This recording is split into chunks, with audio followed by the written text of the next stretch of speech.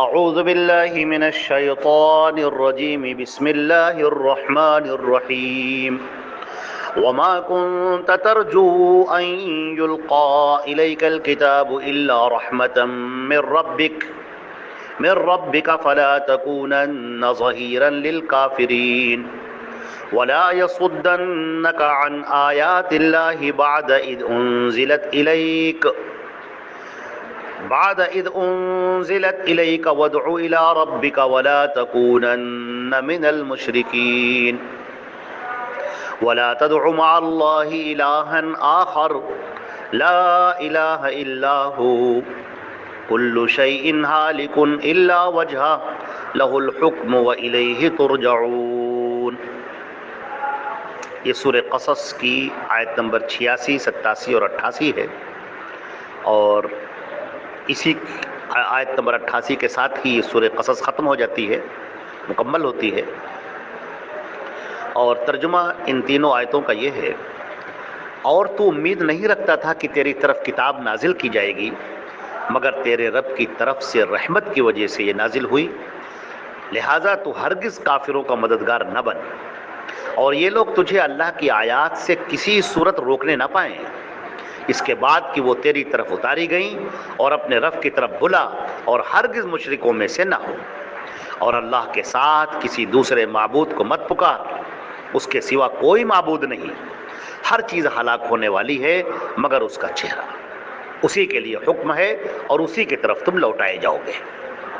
تو یہ تین جو آیات ہیں یہ پوری سورہ کا خلاصہ بھی ہے۔ اس سے پہلے کی جو بات کہی گئی کہ اے نبی ہم آپ کی مدد کریں گے، اور اس علاقے سے، شہر سے جہاں لوگ آپ کو اذیت دے رہے ہیں، پریشان کر رہے ہیں، آپ واپس آئیں گے یہاں پر، اور پوری شان کے ساتھ، پوری عزت کے ساتھ اور پورے غلبے کے ساتھ آئیں گے۔ یہ بات اللہ نے کہی، اور اس کے بعد ایک اور بات کہی، یہ بات جو کہی کہ وما کنت ترجو ان یلقا الیک الکتاب، اے نبی تم کو تو یہ امید بھی نہیں تھی کہ میری طرف کوئی کتاب اتاری جائے گی، یعنی اے نبی تم یہ سوچ بھی نہیں سکتے تھے، تم یہ سوچتے بھی نہیں تھے کہ تم کو نبی بنایا جائے گا، الا رحمتا من ربک، یہ تو تمہارے رب کی صرف رحمت تھی۔ نبوت کا معاملہ یہ ہے کہ نبوت محنت سے حاصل نہیں ہوتی کہ کوئی آدمی محنت کرے اور اس کے بعد اس منصب کو پالے، بلکہ نبوت اللہ کا انتخاب ہوتا ہے، اللہ جسے چاہتا ہے منتخب کرتا ہے۔ یہ اس بات کی دلیل ہے، آپ کے لیے ایک بہت بڑا معجزہ ہے یہ کہ اللہ کے نبی صلی اللہ علیہ وسلم 40 سال کی عمر تک جب آپ پہنچے، نہ آپ نے کبھی نبوت کے بارے میں سوچا، نہ اس کے بارے میں غور کیا، آپ پڑھے لکھے بھی نہیں ہیں، اپنی زندگی آپ جی رہے ہیں، تجارت کرتے ہیں، بکریاں چراتے ہیں، لوگوں کے بیچ میں رہتے ہیں، سچے ہیں، امانت دار ہیں، کہیں سے بھی یہ نظر نہیں آتا کہ یہ شخص کسی حکومت کا طلبگار ہے یا اس کو لوگوں میں کوئی عہدہ چاہیے، کوئی منصب چاہیے، ہرگز نہیں، ایک سادی سی زندگی بسر کرنے والے۔ اور غار حرا میں جب آپ بیٹھے اور یکایک آپ کے سامنے فرشتہ آتا ہے اور اس کے بعد آپ کو نبی بنانے کی بشارت دی جاتی ہے، آپ کے اوپر قرآن پاک کی آیتیں نازل ہوتی ہیں، اور اس کے بعد ایسا کلام آپ کی زبان سے اللہ تعالیٰ جاری کراتا ہے جو اللہ کا پیغام ہے کہ پوری دنیا اس سے عاجز ہے کہ اس طرح سے کلام لے آئے۔ اس سے بڑھ کر کیا معجزہ ہوگا؟ اور قرآن پاک اپنے آپ میں خود ہی معجزہ ہے، قیامت تک باقی رہنے والا معجزہ ہے۔ اللہ کے نبی ایسا کلام پیش کر رہے ہیں جو چیلنج ہے لوگوں کے سامنے کہ تم ایسا ایک آیت لے آؤ، ایسی نہیں لا سکتے تم۔ اگر تم اس طرح کے قرآن لانا چاہو، اس طرح کی آیتیں لانا چاہو، اس طرح کی صورتیں لانا چاہو تو تم لا ہی نہیں سکتے، سارے انس اور جن سب مل جائیں تب بھی نہیں ایسی آیتیں لا سکتے۔ اتنا بڑا چیلنج یہ کون کر سکتا ہے؟ یہ وہی کر سکتا ہے جس کے اوپر اللہ کا کلام اتر رہا ہے۔ تو چیلنج وہ نہیں کر رہا ہے بلکہ جو کلام اتار رہا ہے وہ چیلنج کر رہا ہے، اور اسے معلوم ہے کہ ہماری یہ مخلوق کتنے پانی میں ہے، یہ اس کا جواب نہیں لا پائیں گے، اور قیامت تک کوئی اس کا جواب نہیں لا سکے گا، اور نہ لایا ہے نہ لا پائے گا۔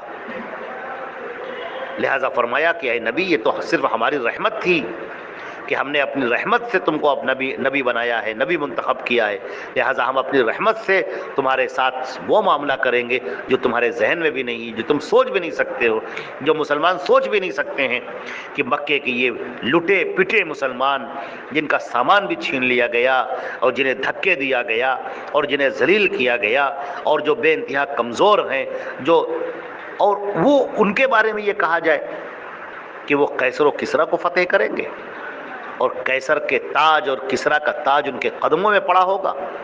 یہ اونٹوں کے چرانے والے، بکریوں کے چرانے والے، کیا یہ کبھی سوچ سکتے تھے کہ وہ نصف دنیا پر حکومت کریں گے، آدھی دنیا پر ان کی حکومت ہوگی؟ یہ سوچ بھی نہیں سکتے تھے وہ، لیکن یہ اللہ نے کیا. چنانچہ اللہ فرماتا ہے فَلَا تَكُونَنَّ ظَهِيرًا لِلْكَافِرِينَ، تو تم کافروں کے مددگار مت بنو، بلکہ اللہ رب العزت کے حق اور اس کی باتوں کو پہنچانے والے بنو. تو جو لوگ دین کے معاملے میں آپ کا ساتھ نہیں دے رہے ہیں بلکہ مخالفت پر اتر آئے ہیں، آپ کسی شکل میں ان کا ساتھ نہ دیں اور نہ ہی ان کی حمایت کریں. فرمایا وَلَا يَصُدَّنَّكَ عَنْ آيَاتِ اللَّهِ بَعْدَ إِذْ أُنزِلَتْ إِلَيْكَ، یا اللہ کی یہ آیات جو آپ کے اوپر اب نازل ہو چکی ہیں، اب کسی بھی معاملے میں کوئی آپ کو ان آیتوں کے پہنچانے سے روک نہ پائے. اب ہر طرح کے حالات آئیں گے اور آپ کو ان تمام حالات سے نبرد آزما ہونا ہے، ان حالات کا سامنا کرنا ہے. اللہ کی مدد آپ کے ساتھ ہے، جیسے کہ ایک دوسری جگہ پر کہا گیا یا ایھا الرسول بلغ ما انزل الیک، اے رسول جو آپ کے اوپر اتارا جا رہا ہے آپ اسے دوسروں تک پہنچا دیجیے، اور اگر آپ نے اسے نہ پہنچایا تو پھر آپ نے رسالت کا حق ادا نہ کیا. واللہ یعصمک من الناس، اور اللہ لوگوں سے تمہاری حفاظت کرے گا. فرمایا وَادْعُ إِلَىٰ رَبِّكَ، اور اپنے رب کی طرف دعوت دو، وَلَا تَكُونَنَّ مِنَ الْمُشْرِكِينَ، اور مشرکوں میں سے مت ہو. اللہ رب العزت کی طرف دعوت دیتے رہو. یہ نبی سے کہا جا رہا ہے اور نبی پر ایمان لانے والے تمام مومنین سے کہا جا رہا ہے جو قیامت تک کے لیے آئیں گے، ان سب سے کہا جا رہا ہے کہ اللہ کی آیتیں نازل ہو گئی ہیں، اللہ کا پیغام نازل ہو چکا ہے، اس پیغام کو قبول کرو، اس پیغام کو اپنے سینے میں بساؤ، اس پر عمل کرو اور لوگوں کو اس کی دعوت دو، لوگوں کی ان سچائی سے آگاہ کرو، اس حق کے بارے میں لوگوں کو بتاؤ، اور ہرگز شرک مت کرنا، مشرکوں میں سے مت ہونا. مشرکوں کا جو برتاؤ ہے، جو کردار ہے، جو طور طریق ہے، وہ کچھ بھی اختیار مت کرنا. اور یاد رکھنا کہ اللہ کو سب سے زیادہ جو چیز ناپسند ہے وہ شرک ہے. اللہ کے نبی صلی اللہ علیہ وسلم سے پوچھا گیا کہ اے اللہ کے رسول ہمیں بتائیں اس دنیا میں سب سے بڑا جرم کیا ہے، سب سے بڑا گناہ کیا ہے؟ آپ نے فرمایا ان تشرک باللہ، کہ تم اللہ کے ساتھ شرک کرو، یہ سب سے بڑا گناہ ہے. تو معلوم یہ ہوا کہ اے نبی آپ کو توحید کی دعوت دینی ہے اور لوگوں کو شرک سے بچانا ہے، یہ کام ہے. اور وَلَا تَدْعُ مَعَ اللَّهِ إِلَٰهًا آخَرَ، اور اللہ کے ساتھ کسی دوسرے معبود کو مت پکارو، کیونکہ یہ شرک کی وہ شکل ہے جو ہمیشہ ہر زمانے میں پائی جاتی رہی ہے، اور بسا اوقات لوگ اس کو شرک سمجھتے بھی نہیں ہیں. وہ کہتے ہیں کہ ارے ہم نے فلاں اللہ کو ہم اللہ کی عبادت تو ہم کر ہی رہے ہیں، اگر لات کو عزا کو حبل کو اپنی مدد کے لیے پکار لیے تو حرج ہی کیا ہے. یہودی کہتے ہیں ہم اللہ کو تو مان ہی رہے ہیں، اگر موسیٰ کو اپنی مدد کے لیے پکار لیے تو کیا اس میں غلطی ہے. عیسائی کہتے ہیں ہم اللہ کو تو مان ہی رہے ہیں، اگر ہم نے عیسیٰ مسیح کو پکار لیا مدد کے لیے، یا مریم کو پکار لیا، یا روح القدس کو پکار لیا مدد کے لیے، تو اس میں غلطی کیا ہے، غلط کیا ہے، ٹھیک تو ہے یہ سب.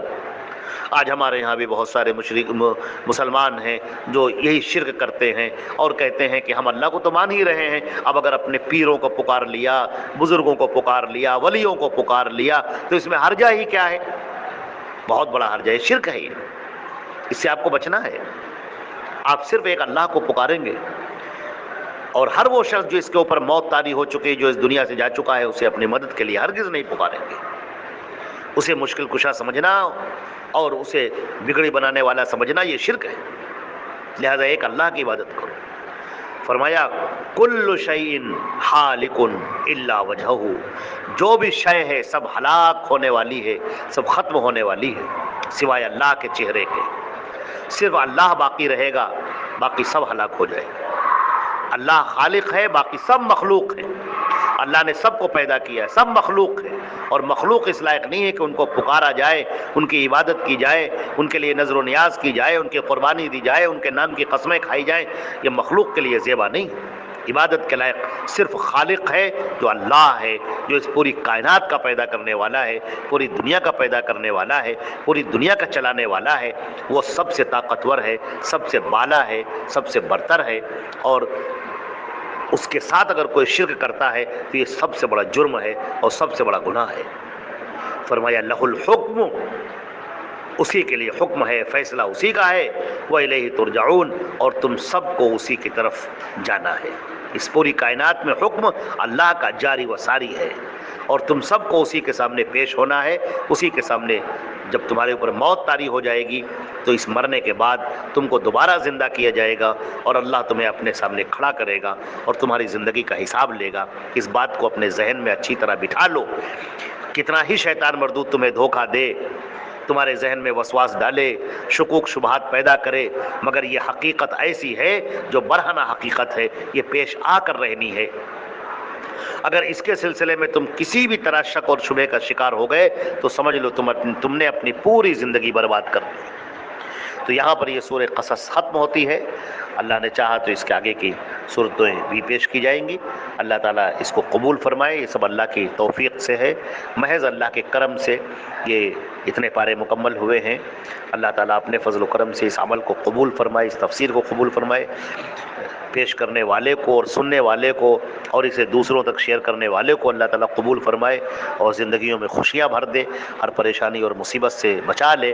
اللہ تعالیٰ اپنے فضل و کرم سے ہمیں ثواب عطا فرما اور ہمیں گناہوں سے بچا لے، توحید پر قائم رکھ، شرک سے دور رکھ، اور اپنی رضا عطا فرما دے، اور مرنے کے بعد ہم سب کو جنت الفردوس عطا فرما دے۔ آمین یا رب العالمین۔